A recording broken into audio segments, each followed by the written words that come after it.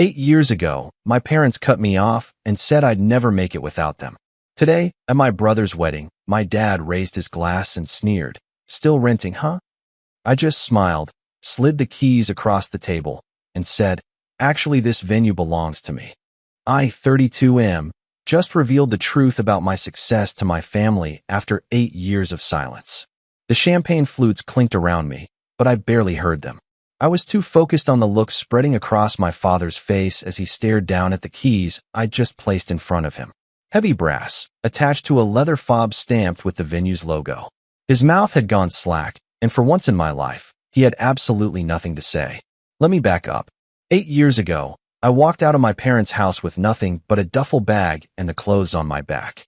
I was 24, freshly graduated with a degree in hospitality management that my father had called worthless more times than I could count.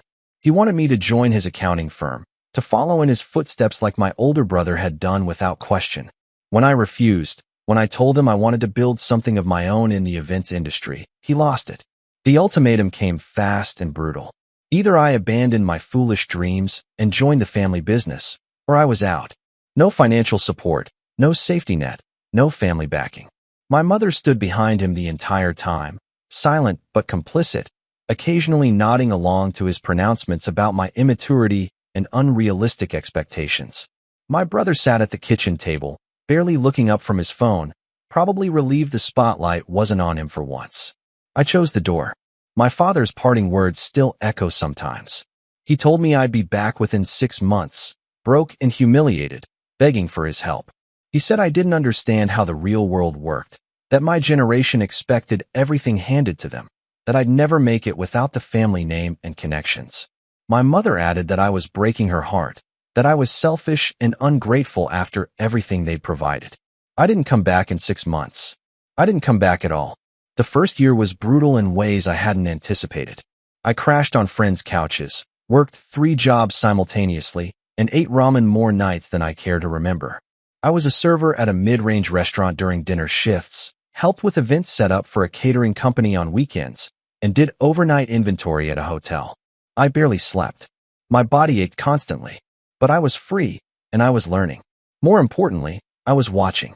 I paid attention to everything. How venues operated, what made events successful, where the industry was inefficient, what clients actually wanted versus what they were being sold. I saved every penny I could, living so lean that my friends worried about me. But I had a plan forming, something I couldn't quite articulate yet, but could feel taking shape. After 18 months, I'd scraped together enough to rent a tiny office space with 2 partners I'd met in the industry. Both were as hungry and desperate as I was.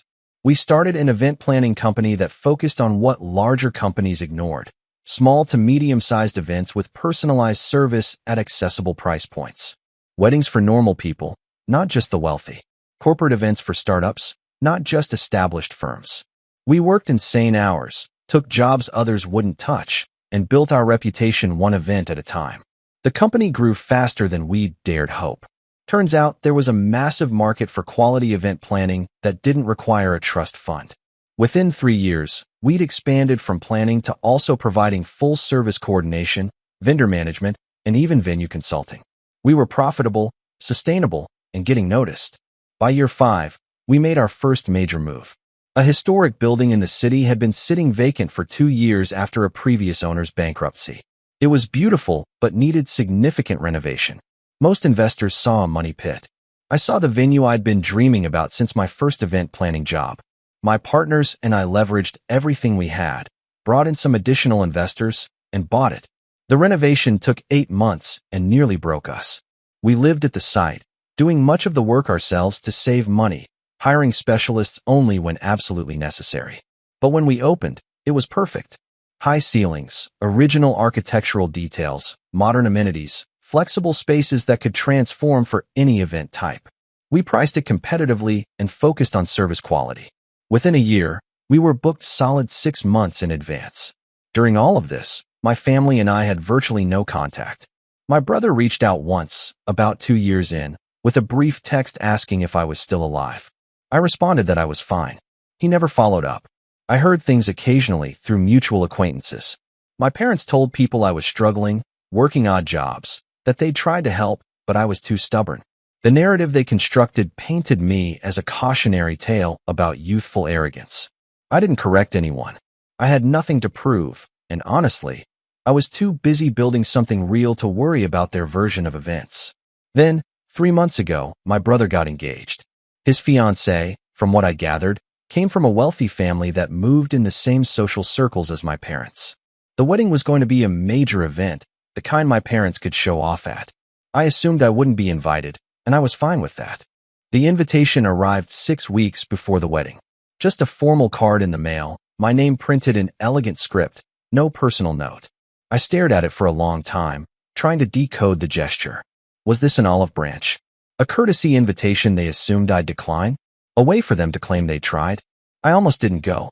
My partners urged me to ignore it, to keep the door closed that I'd walked through 8 years ago. But something shifted in me as the date approached.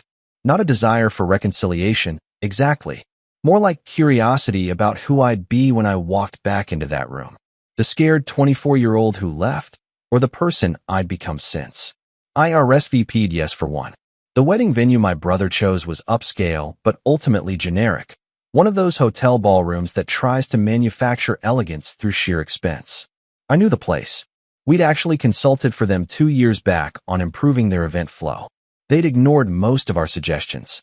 I arrived deliberately late to the reception, after the ceremony and cocktail hour, when people were settling into dinner. I debated what to wear and ultimately chose a well-tailored suit. Nothing flashy, but clearly quality. I wanted to look successful without appearing like I was trying too hard. The moment I walked in, I felt eyes tracking me. My parents were at the head table with my brother and his new wife. My mother saw me first, and I watched her lean over to whisper something to my father. His head snapped toward the entrance, and even from across the room, I could see his expression harden. I made my way to my assigned table, which was predictably at the back, filled with distant cousins I barely knew. They greeted me with the kind of superficial warmth that meant they'd heard the family story about my failures. I smiled, made small talk, and watched the room. My father was holding court at the head table, clearly in his element. He'd had a few drinks already based on his volume and the flush in his cheeks. My brother looked happy enough, though he had the slightly shell-shocked expression of someone overwhelmed by their own wedding. My mother was the perfect hostess, smiling and gracious, but I caught her glancing my way several times with an expression I couldn't quite read. Dinner progressed with the usual wedding reception rhythms. Toasts, laughter, clinking glasses. I stayed quiet, observing more than participating. A few relatives asked what I'd been up to, and I gave vague responses about working in event planning. Nothing specific, nothing that would generate follow-up questions. Then came the moment that changed everything. My father stood for what I assumed would be his father-of-the-groom toast. He had that particular swagger of someone who loves being the center of attention, especially when he's had just enough alcohol to remove his filter, but not enough to slur his words. He started with the expected remarks about his younger son, about family, about the beautiful wedding. Then his gaze landed on me, and his smile took on an edge. He started talking about success, about the importance of making smart choices, about how he and my mother had tried to guide both their sons toward secure futures. My brother had listened, he said, and look at him now, successful in the family firm, married to a wonderful woman, stable and settled. He paused, and I knew what was coming. His eyes locked on mine across the room, and he raised his glass slightly in my direction. The question came out loud enough for nearby tables to hear. Still renting, huh? Didn't quite work out the way you planned? The surrounding tables went quiet. A few people shifted uncomfortably. My mother reached for my father's arm, but he was on a roll, enjoying himself. He continued about how pride comes before a fall, how some lessons have to be learned the hard way, how it's never too late to admit you were wrong. Everyone was looking at me now, waiting for me to shrink, to flush with embarrassment, to confirm his narrative that I'd failed and he'd been right all along. I could feel the weight of their expectations, the story they'd all been told for 8 years being reinforced in real time. I stood up slowly. The room got even quieter. Instead of responding to his question, I reached into my jacket pocket and pulled out the keys. I walked through the tables toward the head table, my footsteps echoing slightly on the hardwood floor. People leaned back to let me pass, conversations dying as I moved. When I reached my father, I placed the keys on the table in front of him, right next to his champagne flute. The brass caught the light from the chandeliers overhead.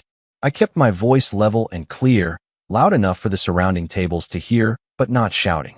I told him that actually, I wasn't renting. I explained that the venue he'd chosen for my brother's wedding, this beautiful space he was currently celebrating in, belonged to me. Well, to my company, technically, but I was a founding partner and primary owner. The color drained from his face. I continued, keeping my tone professional, almost conversational. I mentioned that we'd been booked for this date for over a year, that his deposit was what had helped us purchase our second venue last fall, that the staff he'd been complimenting all night reported to managers who reported to me. My mother had her hand over her mouth. My brother was staring at me like I'd just appeared out of thin air. His wife looked confused, probably trying to reconcile whatever story she'd been told about the family outcast with what she was witnessing. I picked up the keys again and told my father he could keep them as a souvenir, but I had copies. Then I thanked him, genuinely, for cutting me off 8 years ago. I explained that his refusal to support me had been the best thing that ever happened to me. It forced me to build something real, something I actually cared about, something that was mine. I said I wouldn't have the life I have now if he'd gotten his way, and I was grateful for that. The room was completely silent. Somewhere in the back, someone's fork scraped against a plate, the sound impossibly loud. I turned to my brother and congratulated him on his marriage, told him the venue staff would take excellent care of him for the rest of the evening, and that the wedding had been beautiful so far. He managed to nod, still speechless. Then I looked back at my father one last time. I told him I'd never come back begging like he predicted, and I never would. I'd build a life I was proud of, surrounded by people who believed in me and what I was creating. I said I hoped someday he'd realize that success wasn't just about following his path, that maybe he'd even be proud of what I'd accomplished. But either way, I was done trying to prove anything to him. I walked back to my table, grabbed my jacket, and headed for the exit. Behind me, the murmur of conversation started up again, louder and more urgent than before. I didn't look back. I made it to my car before my hands started shaking, not from fear or anger, but from the sheer release of 8 years of carrying that weight. I sat in the driver's seat for 10 minutes, just breathing, feeling lighter than I had in years. Update 1. I didn't expect this to blow up the way it did, but I wanted to update you all because the aftermath has been intense. The morning after the wedding, my phone started ringing before I'd even had coffee. My brother called first, and I almost didn't answer, but curiosity got the better of me. The conversation was awkward and stilted. He told me that after I left, the reception had essentially split into 2 camps. People who'd known my parents' version of events and were stunned, and people who hadn't known there was family drama at all and were just confused. Apparently, my father had tried to save face by claiming he'd known about my company all along, that he'd even helped fund it initially. Multiple guests who'd worked with my company directly shut that down immediately. One couple, whose daughter's wedding we'd done 2 years ago, apparently stood up and praised our work extensively, mentioning how professional and independent our operation was. My father left the reception early. My mother stayed but was, according to my brother, barely holding it together. My brother said he wanted to meet for coffee.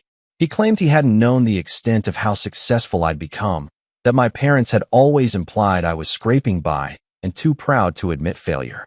He said he should have reached out more, should have checked on me himself rather than just accepting their narrative. I told him I'd think about it. Then my mother called. That conversation was harder. She cried, which I'd expected, but what surprised me was the anger underneath. She said I'd humiliated my father at his own son's wedding, that regardless of our history, what I'd done was cruel and vindictive. She asked how I could be so heartless, so determined to hurt them. I listened to her entire speech without interrupting. When she finally stopped, I asked her a simple question. Had she ever, in 8 years, tried to find out how I was actually doing? Had she driven by my office, looked up my company online, asked anyone who might know me what my life was really like? The silence on her end told me everything. I explained that I hadn't gone to the wedding to humiliate anyone. I'd gone because I was invited, and I'd stayed quiet until my father decided to publicly mock me. All I'd done was correct his assumptions with facts. If that was humiliating, maybe he should consider why the truth felt like an attack. She hung up on me. The most unexpected call came yesterday from my father. His voice was different than I'd ever heard it. Flat, tired, stripped of the certainty he usually carried. He didn't apologize, exactly, but he said he'd done some thinking. He admitted he'd been telling people I was struggling because that's what he'd convinced himself must be true. The alternative meant he'd been wrong about everything, and that was harder to accept. He asked about the company, about how I'd built it, about the actual details of my life over the past 8 years. I found myself telling him, not because I needed his approval anymore, but because it felt like maybe, finally, he was actually listening. The conversation ended without resolution. He didn't apologize for cutting me off, didn't take back the things he'd said. But he did say that what I'd built was impressive, and that he'd underestimated me. Coming from him, that was something. I don't know where things go from here with my family. My brother and I have coffee scheduled for next week. My mother hasn't called back. My father sent a brief text this morning asking for my company website, which I sent without comment. What I do know is that I'm okay with whatever happens next. I spent 8 years building a life that doesn't require their validation, and that hasn't changed.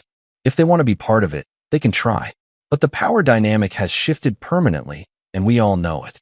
Someone asked in the comments whether I'd planned this reveal all along, whether I'd accepted the wedding invitation specifically to drop this bomb. Honestly, I don't think so. When I RSVP'd, I genuinely wasn't sure what I wanted from the evening.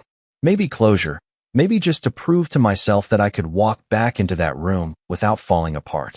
But when my father stood up with that smirk, when he tried to publicly diminish me in front of everyone, something crystallized. Not anger, exactly. More like clarity. I realized I was done being the family story about failure and pride. If he was going to force the narrative into the open, then he was going to get the real version, not the one he'd constructed to make himself feel better about disowning his son. The keys were always in my pocket. I grabbed them that morning out of habit, the way I always carry them when visiting one of our properties. But sliding them across the table wasn't premeditated revenge.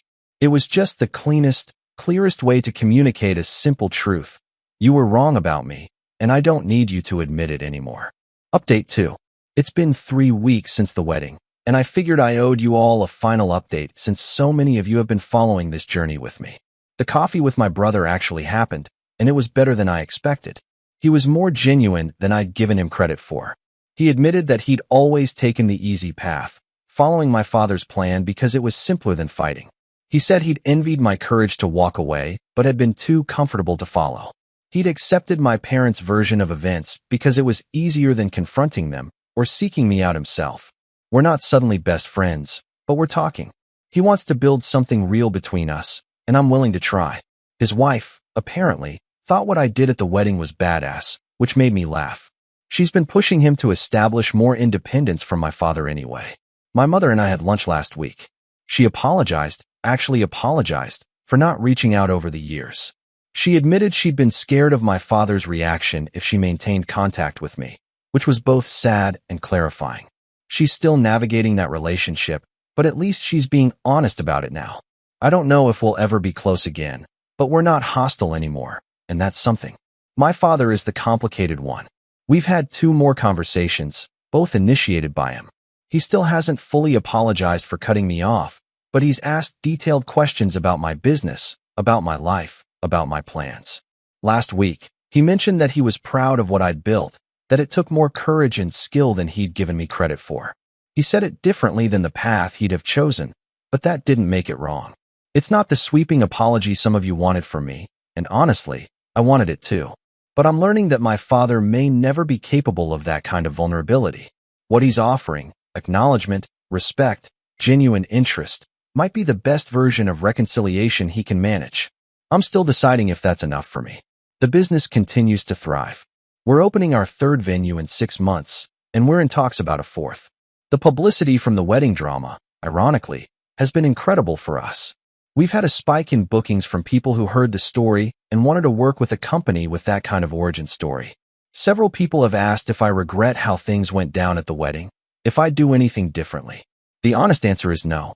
For 8 years, I let my family believe whatever narrative they wanted about me because I was too focused on building my life to care. But when my father tried to publicly shame me, staying silent would have meant accepting his version of reality. I wasn't cruel. I wasn't vindictive. I was just honest. If that made people uncomfortable, that says more about the lies they've been comfortable with than about my decision to tell the truth. Would I recommend this approach to others dealing with family estrangement? I don't know. Every situation is different. What I do know is that sometimes the only way to move forward is to stop letting other people write your story. I'm in a good place now. Better than good, actually. I have a business I'm proud of, partners who've become like family, and I'm starting to rebuild some bridges with my actual family on my own terms. The scared 24-year-old who walked out with a duffel bag 8 years ago wouldn't recognize the life I have now, and that feels like its own kind of success. Thank you all for the support, the advice, and even the criticism. This community helped me process everything, and I'm grateful for that.